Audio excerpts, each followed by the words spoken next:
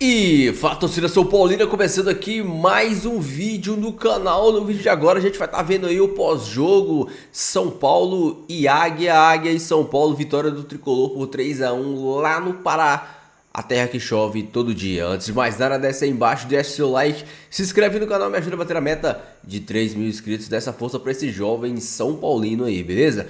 A gente vai ver tudo que o pessoal aí da ESPN falou sobre o pós-jogo, sobre o time do Zubeldia, sobre a atuação de alguns jogadores. No final do vídeo eu volto, a gente vai estar fazendo um apanhado aí, vai estar comentando, eu vou estar analisando e a gente vai debater muito sobre Juan, sobre Rames, sobre Moreira e sobre o time do São Paulo. Créditos e direitos autorais vou deixar na descrição. Sem mais enrolação, bora pro vídeo. O belíssimo gol, aliás, que o São Paulo sofre logo depois da expulsão.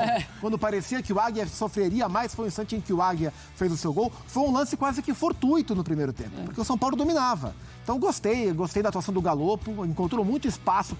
Galopo e Eric pela direita do ataque do São Paulo encontraram muito espaço. O Juan, que havia perdido um gol inacreditável no primeiro tempo, fez os 2 gols de cabeça atuando como centroavante, que não é o espaço mais confortável para ele jogar, mas é um espaço carente no elenco do São Paulo. Então acho que por tudo que foi o jogo, por ser time reserva, etc e tal, o São Paulo fez uma boa atuação, teve uma boa atuação, se impôs diante de um time muito mais frágil e encaminhou, né? Garantiu aí a sua classificação. Quem faz 2 gols aí apaga o gol perdido? Apaga. Apaga. O gol perdido foi duro, hein? Tá certo. Então esquece essa história. O Bandeira marcou impedimento, mas se a bola entrasse, ela era lance para VAR e talvez o gol fosse validado. Exato. Então, tecnicamente, ele não perdeu o gol porque o lance foi invalidado. E foi um pouquinho antes da expulsão. Aí a expulsão e o gol. Um golaço. Aí depois ele se redime. André, eu queria te ouvir também. Até o Zopaquistou o jogo do Corinthians, o Carlos Miguel foi para muitos o melhor em campo. E o São Paulo conseguiu dominar. Era o esperado, mas não é sempre que a cartilha se apresenta dessa forma. Um domínio completo desde o início, né? Posse de bola acima de 75%. Tem gente que diz que isso não significa nada. Significa muita coisa. Não é um objetivo em si, mas é uma ferramenta para jogar futebol. E quando a gente vê que um time fora de casa chega a ter 80% de posse na casa do adversário, ok, se trata de um adversário que disputa a Série D do Campeonato Brasileiro, mas não é sempre que a gente viu. Exemplo, o Corinthians ontem, também na casa do adversário. O Cruzeiro foi eliminado pelo Souza, também da Série D. Aliás, eu fiz esse elogio no Linha de Passe, eu gostaria de repetir aqui, só porque é outro programa. Fique à vontade. Arena das Dunas, aparentemente o melhor gramado do Brasil. Uma coisa fora do normal. Liga TV passa rápido assim no jogo do Corinthians ontem, parecia que não era um jogo do futebol brasileiro. Mesmo porque teve Fortaleza e Vasco no Castelão, terrível. E o Léo Bertozzi informou ontem que a Conmebol já avisou o Fortaleza, escuta, se não arrumar, não tem mais jogo aqui. Olha o que está acontecendo na discussão, gramados sintéticos, gramados naturais, gramados bons, gramados ruins. A Arena das Dunas, um tapete, um negócio fora do normal, então é preciso elogiar também, porque nesse caso a gente praticamente só critica. E o São Paulo dominou completamente o Águia hoje, cometeu uma falha num rebote, numa situação em que o jogador do Águia acertou um chute espetacular, maravilhoso, um tremendo gol, né? Para o Águia, talvez esse momento seja o que fique, porque você não espera passar para a próxima fase da Copa do Brasil quando você enfrenta um time da Série A. São Paulo num bom momento, de novo, uma boa atuação com uma equipe completamente diferente, né? Não estamos acostumados a ver essa escalação e, assim, diante de um adversário tão inferior, São Paulo superou a sua falha, o gol de empate demorou 1 minuto, logo depois o São Paulo já estava na frente. O Luiz Gustavo fez mais um gol, né? Ele é praticamente um artilheiro do São Paulo nesse momento. Ele ajudou a fazer saída de 3 hoje, mais um elemento de jogo que o Zubeldia coloca no São Paulo, e é um trabalho, obviamente, muito no início, assim, as coisas estão começando ainda e a gente está percebendo como funcionam, mas de qualquer maneira você não pode reclamar, né? Se a única falha depois de um jogo tão dominante foi uma situação de rebote na área que ainda teve, do ponto de vista São Paulino, o azar, entre aspas, do jogador adversário pegar na bola como pegou. dá para dizer que foi uma bela noite, um bom resultado. São Paulo segue bem. Ô, Zupá, quando você olha para essa equipe, você consegue pensar, é um São Paulo que olha para o time... Me desculpa, Marcela e amigos, o jogador do Águia não podia ter sido expulso, não deveria ter sido expulso. Pois é, a gente tem que falar sobre isso. O Marcos falou do VAR no lance que o Rua perde o gol, mas foi uma intervenção do VAR completamente inapropriada. Sim, concordo. O árbitro tinha dado o amarelo, o VAR chamou, interferiu, ele tira o amarelo, dá o vermelho, assim, injusto. Não precisava. A decisão dele no campo estava muito ok. Muito tranquilo. E aí, é claro, São Paulo, eu creio, ia ganhar do mesmo jeito, mas aí você coloca uma situação de inferioridade numérica que também ajuda a explicar por que o São Paulo teve tanta posse. Pois é, os 75%, né? Inclusive, a gente estava na redação conversando, eu acho que o Zupa talvez discorde de você, mas eu não sei se ele um pouco impressionado com o pé na cara. A altura. Mas é que, assim, ele é muito sem querer, né? Que o jogador, a intenção não o jogador de São Paulo, ele tá indo para lá e acaba machucando. Mas o Zupa falou, olha, não tem intenção, mas está meio alto demais esse pé. E aí o Zupa achou exagerado. A regra não se preocupa com intenção mesmo. Eu vi o lance de uma maneira diferente. Ô, Zupa, então, já que a gente está falando sobre isso, vamos falar sobre esse lance. Eu queria a tua opinião já. E aí a gente daqui a pouquinho fala sobre o Juan. E se algum jogador, ele é olhado de uma maneira diferente, mesmo quando você está jogando contra o Águia de Marabá, nessa Copa do Brasil, com um time modificado. Então, eu entendi a expulsão pelo risco que o pé do Marcos Vander ofereceu ao rosto do Patrick, né? O lateral esquerdo de São Paulo, menino da base que jogou no lugar do Wellington. Então, assim, não questiono a intenção, de fato ele não quis chutar a cara do coleguinha, mas o pé, enfim, poderia ter machucado gravemente o Patrick, e por isso eu entendi a chamada do VAR e a mudança de cartão. A gente acho que pode aqui discutir se o VAR deveria ter chamado porque o árbitro viu o que aconteceu, né? Não é o tipo de agressão ou de lance que o árbitro não viu e aí o árbitro viu o que aconteceu, tanto é que ele deu o cartão. Né? Mas a expulsão eu concordei. E teve um impacto no jogo, mas o jogo já era um jogo de 75 de posse para o São Paulo naquele instante. Era o São Paulo que amassava o Águia. Tanto que depois da expulsão, eu imaginava que fatalmente ali o São Paulo abriria o placar e o que acontece é o inverso. Né? Eu acho que acabou interferindo pouco no ritmo do jogo. Eu acho que tirou mais possibilidades do Águia tentar mudar o que era o jogo. Sim. Mas o jogo não mudou depois da expulsão. Claro que ficou mais fácil para o São Paulo construir a vantagem que construiu de 3-1 e garantir aí a sua classificação quase que de forma certa. E aí você acha que, por exemplo, o Juan ganha pontos numa partida como hoje? Pode olhar, quem sabe, uma titularidade? Não, titularidade não. Nenhuma chance para o Juan ganhar titularidade, especialmente pelo lugar que ele jogou. Ele jogou no lugar do Caleri. Não vai ganhar titularidade. Mas se fosse pela ponta, também não dava. Então, mas acho que especialmente no lugar do Caleri. Sim. Se tem alguém que não vai sair desse time, meu chapa, é o Jonathan Caleri. Qualquer outro a gente pode discutir. Exato. O Caleri não vai sair do time. Até porque ele machuca, quando machuca ele quer voltar rápido, enfim. Eu acho que alguns jogadores ganharam pontos nesse sentido. Acho que o ritmo de jogo do Luiz Gustavo é importante, sim, especialmente pela lesão do Pablo Maia, né? Especialmente pela lesão do Pablo Maia, porque o Bobadilla é um jogador é um segundo homem de meio campo, um cara mais de saída, sim, com potencial, acho que ele vai desenvolver bem no São Paulo ainda. O Luiz Gustavo é um cara que segura, como o André falou, faz saída de 3 entre os zagueiros. O Nestor também ganha minutagem, né? Na também, volta dele. Super importante. O Nestor é um cara que, se tiver numa boa fase, pode incomodar. Eu gostei do jogo do Galopo. Eu acho, sim, o Galopo um cara sempre muito voluntarioso, sempre muito afim de melhorar o seu status dentro do elenco. Ele né? Um jogador técnico, né? Refinado. Ele é refinado. São Paulo tinha vários em campo hoje nessa escalação bem diferente, vários jogadores tecnicamente, sim, bem dotados. O Moreira, por exemplo. Moreira, era isso que eu ia falar. Todo mundo elogia muito esse Moreira. Jogador, ele vai aparecer. Não tem jeito. Sim. Que ele machuca muito. Sim. Quando ele encontrar estabilidade, ele vai brigar para jogar. Vai. Agora, assim, a sua pergunta, Marcelo, é muito boa e ela me leva não para quem jogou, mas ela me leva para quem não jogou. Porque o jogo de hoje era uma excelente oportunidade, no meu entendimento, para o Rames Rodrigues jogar. Porque ele é um cara que, se jogar bem, se tiver sequência, a gente vai aqui discutir se ele pode ganhar titularidade ou não. Mas, de uma maneira surpreendente, viagem longa, chega em determinados jogos, ele sente desconforto. É tão difícil falar sobre isso, né? Então, o São Paulo foi ao Maracanã enfrentar o Flamengo num jogo em que todo mundo sabia que o Carpini ia ser demitido. Aí o Rames sentiu um conforto, não foi. Desconforto, não foi. Aí hoje era uma viagem longa, um jogo que os jogadores sabiam, imagino, que ia atuar o time reserva contra o time da 4ª divisão. O Rames tinha que ter jogado. Era um jogo importante para ele mostrar, né? Para ele mostrar que ele pode brigar por algo. Mas, de novo, sentiu um desconforto. Isso é uma afirmação que pode ser feita e faz absoluto sentido, assim. 100% bom senso de um ponto de vista em que o jogador pensa dessa maneira. Tem esse objetivo, tem essa ambição. E, de novo, a gente vem falando sobre isso aqui desde que ele foi contratado e depois pediu para ir embora e uma semana depois pediu para voltar, dizendo que ia se comprometer e ele continua sem treinar com a mesma intensidade.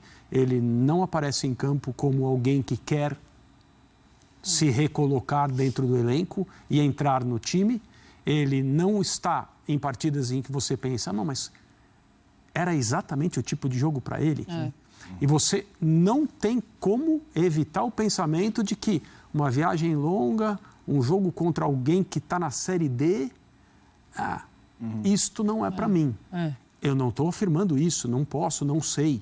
Mas eu fico pensando na opinião pública, o torcedor mais distante, mais distante do sentido das informações, mas que acompanha o time de perto e se pergunta, mas o que há? Né? E os exemplos que o Gustavo mostrou são muito evidentes. Um jogo de repercussão direta na situação de emprego do treinador. Sentiu. Hoje, Copa do Brasil, uma aparição só de reservas, também não está legal.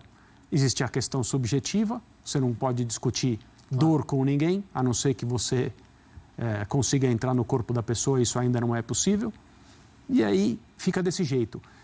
A passagem do Rames Rodrigues pelo São Paulo, ela continua envolvida por várias camadas de mistério. Ninguém está disposto a dizer de fato o que está acontecendo. E isso é muito ruim para todo mundo. Camada de decepção também, né? Porque também, nem viajar. Tá sentindo uma dor, mas vamos fazer aquele teste ali de vestiário minutos antes da partida para ver qual é? Do tendão de Aquiles. Nem viajar. Chama atenção que para determinados jogos, esses incômodos surgem com maior frequência do que para outro tipo de jogo. E acho que, dado o histórico recente, inclusive da passagem dele pelo São Paulo, essas dúvidas surgem, né? Hoje era um jogo para ele atuar e ele mostrar que ele pode brigar para jogar em jogos maiores. Hoje era um jogo para ele atuar, não. Hoje era um jogo para ele destruir completamente. Sim. Fazer 3 gols. Criar aquela falsa esperança. Falsa? Vamos... Falsa? Opa. Vamos... Criar a esperança. Depois ela se revela falsa, é uma outra coisa. É porque já pintaram algumas. Tem sempre a turma dos entusiasmados, exceção a Vitor Birner. Vamos seguir aqui o Sport Center, seria o que vem... São Paulo jogou contra o Águia, um jogo sonolento. Assim, o São Paulo ganhou e ganhou fácil.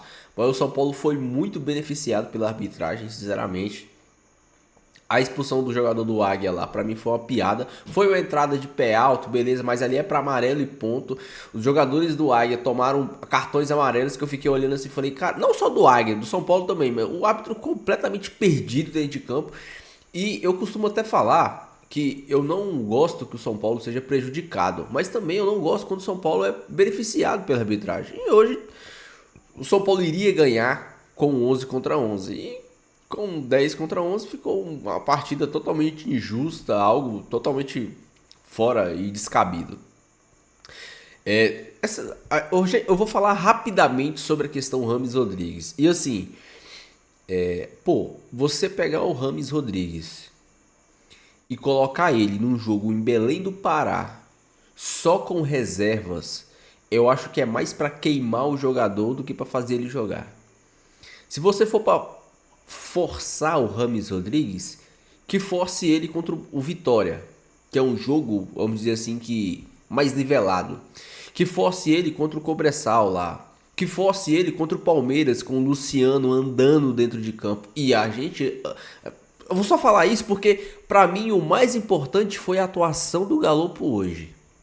Atuação do Galopo hoje. Dinâmico, passe de primeira, drible. Foi contra o Águia de Marabá. Beleza, então vocês vão ficar felizes porque o Juan fez 2 gols contra o Águia de Marabá. Olha o gol que aquele menino perdeu. Não tem condição desse menino. Fez dois gols com um jogador a menos. Porque quando tava 11 contra 11, não tava fazendo nada dentro de campo. Aí a gente vai... A culpa é sempre do... o Rames Rodrigues tem que jogar. Pô, você vai forçar o jogador que tem sérios problemas físicos lá no Pará, com o time totalmente reserva, pra ficar dando passe pra Juan? É melhor... Pra mim, é melhor você forçar ele no jogo do Campeonato Brasileiro. Algo que realmente importe. Que realmente importa. Mas, assim, o principal ponto, o que mais me deixou feliz na partida de hoje foi Moreira, que pra mim demonstra que tem tudo pra ser o titular absoluto do São Paulo. Um zagueiro que ofensivamente é muito bom. É um zagueiro assim como o Rafinha, um lateral construtor, e defensivamente demonstra também ser centrado, ser no mínimo razoável. E do outro lado, o Patrick hoje me surpreendeu. Achei ele um pouco mais leve, um pouco mais solto. Pode ser o Zubeldia que tá fazendo ele se soltar. Nas outras partidas eu sempre achei o Patrick muito tímido, assim, sempre fazendo simples, fazendo o básico. Errou um lance ou outro, mas hoje eu senti o Patrick mais, sabe, mais leve dentro de campo, um pouco mais confiante, e isso é bom. Agora, pra mim, sem sombra de dúvidas, apesar dos 2 gols do artilheiro dos gols inúteis, porque o Juan, eu costumo falar que ele é o artilheiro dos gols inúteis. Ele faz gol contra Tolima, ele faz gol contra Porto Cabello, ele faz gol contra... Tá 3-0 São Paulo contra o Santo André, ele vai lá e faz gol, e faz gol contra o Águia de Marabá. É o artilheiro dos gols inúteis. O jogo que importa, o jogo que vale, jogo pra valer, não faz gol. Nunca fez e nem vai fazer. Então, pra mim, o melhor jogador e o que me demonstrou que o Luciano tem que se coçar para jogar nesse time do São Paulo, porque o Luciano anda em campo, não dá passe, não dá assistência, não cria jogada, não faz porra nenhuma e continua no time.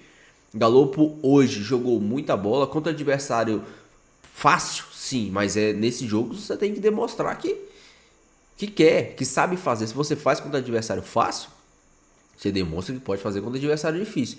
E o Galopo, pra mim, jogando ali naquela função, o Galopo pra mim pode jogar de 10, pode jogar exatamente na função do Luciano, com a ausência do Lucas e com o Rames não tendo oportunidade. Pode fazer aquela função fácil, mas fácil.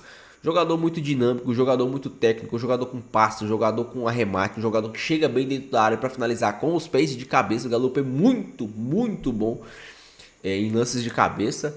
Então, pra mim, Galopo, de todos os jogadores hoje que atuaram no jogo de hoje, quem mais ganhou crédito e eu acho que quem mais agradou o Zubeldia foi o Galopo e o Moreira. Mas o Moreira a gente já sabe, e é até ruim o Moreira jogar tanto, porque ele ainda tá na idade que a Europa quer. Então, sim, eu acho que ele, pra mim, ele pode ficar um pouco mais ou menos, até chegar na idade do Pablo Maia, 23 anos, que aí com 23, 24 anos, as equipes da Europa costumam não vir aqui tomar os jogadores brasileiros. Ou você acha que o Pablo Maia ainda tem chance de ir pra Europa? E eu não tô falando nem por causa da lesão. O Pablo Maia, excelente jogador, jogador que corre, é um touro, é um cavalo, mas tem deficiências que para clubes europeus tem que ser resolvidas na base, né? O Pablo Maia, ele não é um volante construtor, ele é um volante destrutor. E por isso, até hoje, esse foi o único motivo que o Pablo Maia não foi pra Europa ainda.